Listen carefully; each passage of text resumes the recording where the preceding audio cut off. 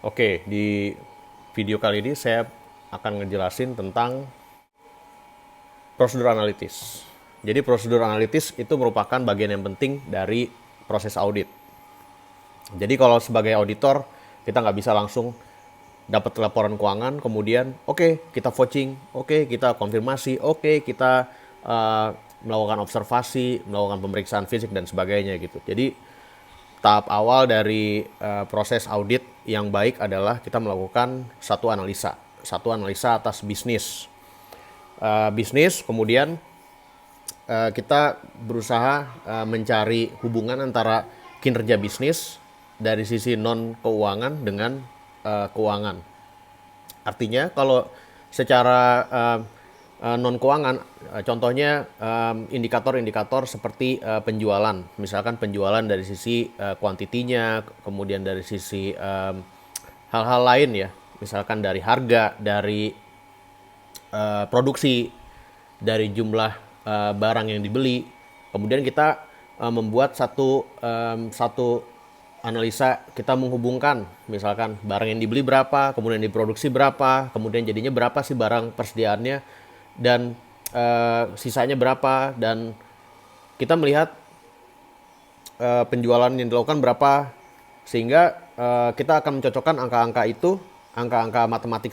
Kita bisa buat satu matematik, nggak perlu ribet-ribet ya, artinya satu pendekatan yang sederhana aja bisa dilakukan.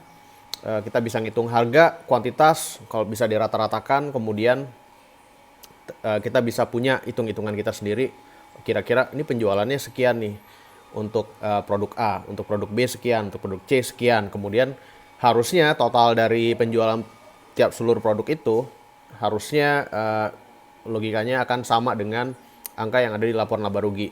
Tentunya dengan pertimbangan hal-hal lain seperti masalah pengakuan pendapatan dan sebagainya ya. Jadi artinya prosedur analitis itu kita bisa pakai untuk menilai risiko di tahap awal.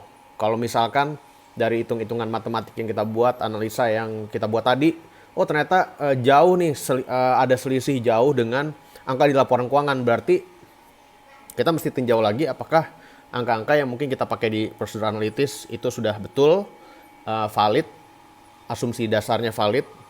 Kita pastikan lagi kalau itu sudah valid dan ternyata laporan keuangannya berbeda, jangan-jangan ada sesuatu hal yang terjadi dalam proses akuntansi sehingga terjadi contohnya misalkan seperti tadi penjualannya tidak tersaji sesuai dengan yang seharusnya gitu. Bisa saja hal-hal yang lain ya. Jadi itu yang saya bisa jelaskan tentang prosedur analitis khususnya untuk penjualan.